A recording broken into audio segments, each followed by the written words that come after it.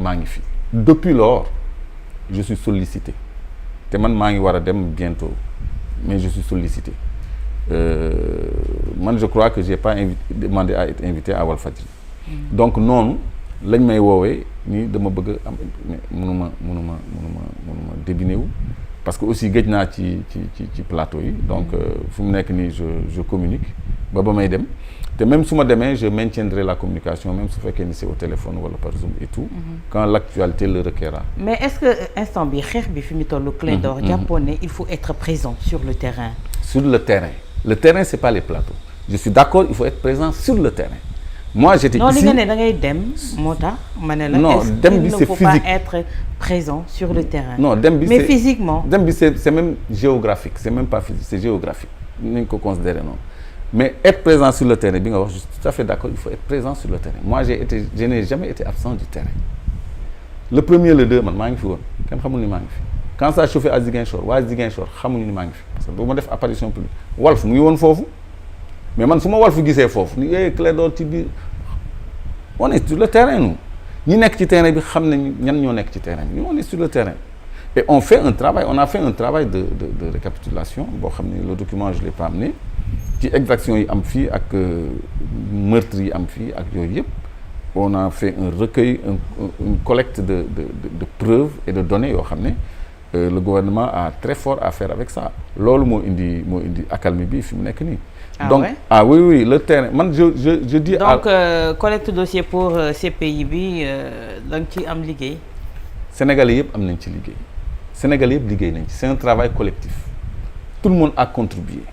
parce que Juan Branco a donné un lien pour quiconque détenir preuve même dans l'anonymat mën nga ko balancer ñu compulser ko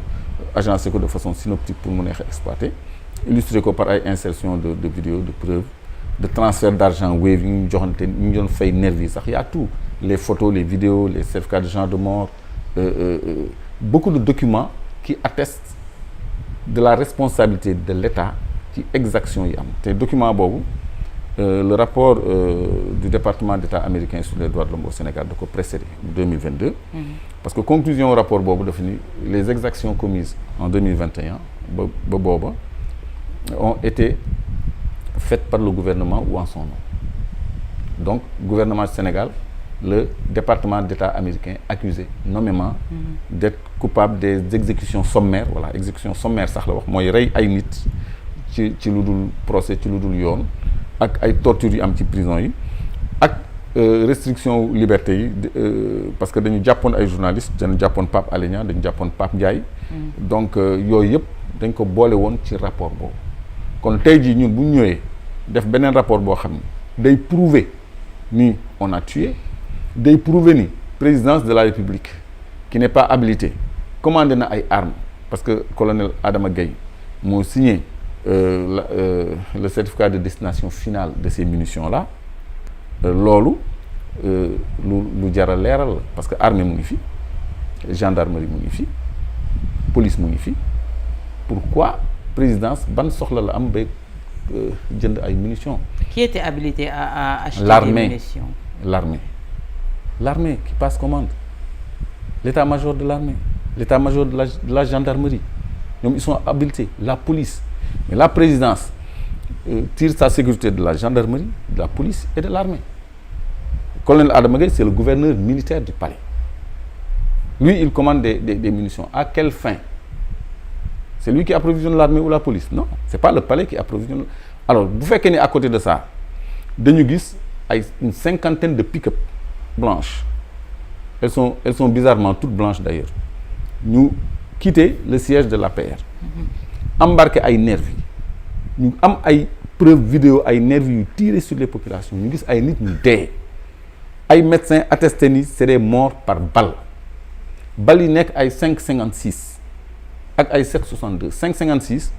mooy munitions yi fusil d'assaut yi yëpp di jël dans le monde un peu partout c'est les mêmes impacts de balles ñoo nekk ci oto Dambodj parce que man dem naa ba xool ko yooyu ça figure dans la commande de la présidence te avant ça il y avait eu le scandale des 45 milliards d'armement bi nga xam ne kenn xamul fu mu aw kenn xamul ko bii sax am na certificat de destination finale mais 45 milliards d'armement yi ñu waxoon ni eaux et forêt xaw ma ministère de l'environnement moo ko commandé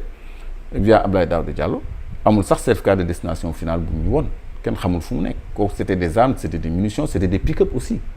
il y avait des commandes de pick-up ci 45 milliards yi alors ñun bu ñu gisee ay pick-up jógee siège APR ñu gis ci ay nervi ñu gis ay nit ñu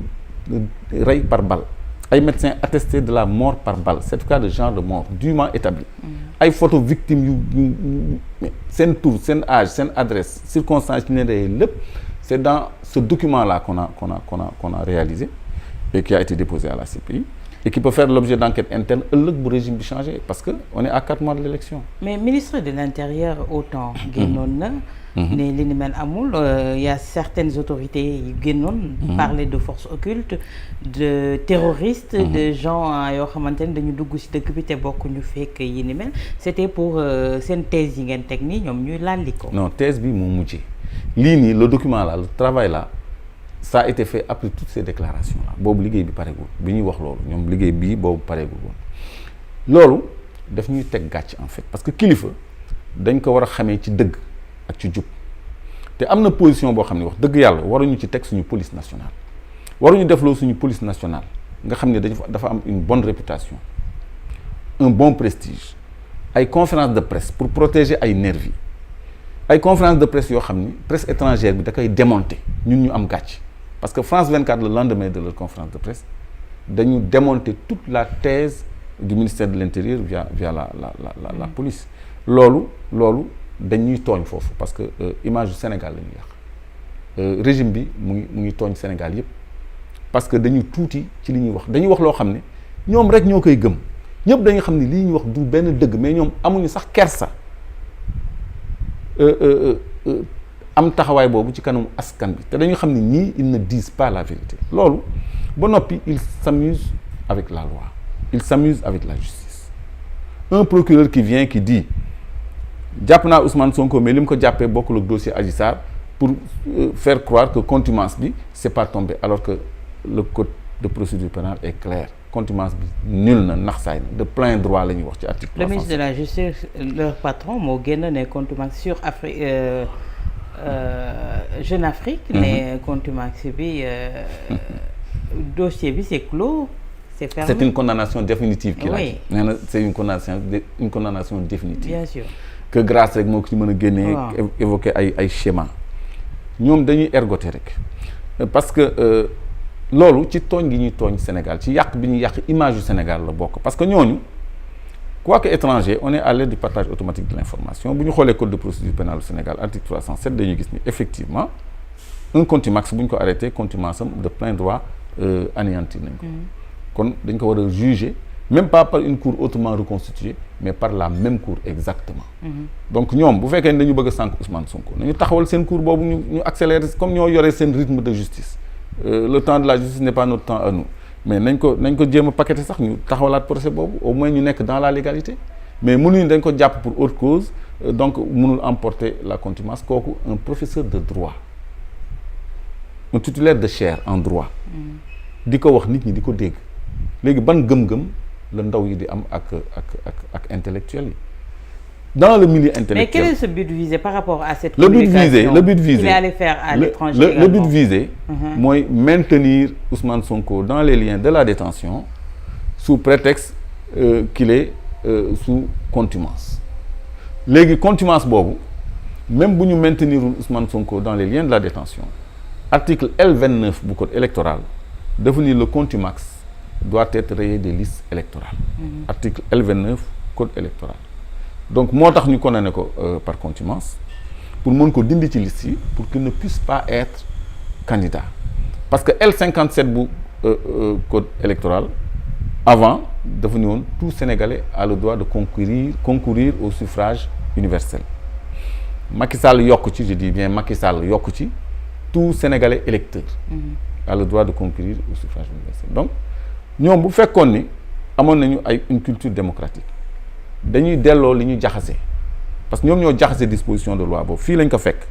ñoom ñu dugal ci électeur seen électeur boobu bu ñu ko dindee contumace ou pas contumace Sonko il est candidat donc ñoom ñoo ko ci bàyyi def seen ay camlangal ak seen linkage section pour mën a tere ku leen neex ñu nekk candidat loolu doyu leen ñu ut un double verrou qu'est le parrainage pour mën a filtrer ëllëg ku Ousmane Sonko désigné wala ku beneen parti politique désigné mu war leen a sonal ñu téye ko ci wàllu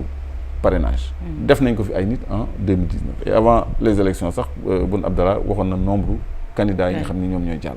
kon yooyu loolu lañ ci jublu pour tere ko mu bokk mais loolu mu ngi suñu gannaaw parce que pexe yu nax saay la. ah pour yow. pexe yu nax saay la ak ñeneen ñi wax ba léegi te Ousmane est éligible. il est jusqu'à ce jour-là éligible et il le sera jusqu'en 2024 inchallah parce que il est encore dans les listes électorales kenn mënu ko reye sur le plan du droit des listes électorales léegi on fait courir la rumeur comme quoi retiré nañ ko des listes que notification bi ñu ko jox directeur prison bi bu génnee après ñu jox ko yooyu yëpp c'est pas vrai te ça vient des autorités yu dawloo rumeur yooyu di ko dugal ci bopp nit ñi parce que les avocats de Ousmane Sonko ont mis un dispositif de veille au niveau de tous les cabinets d'huissiers pour que bés bu ñu notifier son retrait wala sa radiation des listes électorales ñoom ñu am information parce qu'ils n'auront que 5 jours pour exercer leur recours te bëgguñu ñu waaxu leen kon ñun ñu ngi góolu loolu bu ñëwoon day def débat Walfadjri da koy xam dañ ciy def débat dañ koy titrer dañ nekk revue de presse ñëpp dañ loolu mënul nekk te kenn amu ci lu ko leer kan moo la mën a génneel acte bu ñu notifié dañu radier Sonko des listes amul donc sur le plan du droit loolu mënut a nekk et un chroniqueur bu ma dégg l'a si bien compris parce que il a attiré l'attention des gens que période exceptionnelle passé na de révision des listes période de révision des listes ordinaires passé na période contentieuse passé na fi mu nekk nii mënatuñu laal liste électorale yi loolu c'est déjà un problème sauf décision de justice ban décision de justice moo am amaguñ ko. mais yow yaa ngi évoqué sànq ba léegi le droit ci ni mu war a doxee clairement. waaw mais depuis dossier Ousmane Sonko yëpp. là où le droit a été respecté. Est-ce que am na ci et pourtant ça les empêche pas de dérouler. Justement il s'est passé quelque chose maintenant parce que le 1er le 2 le 3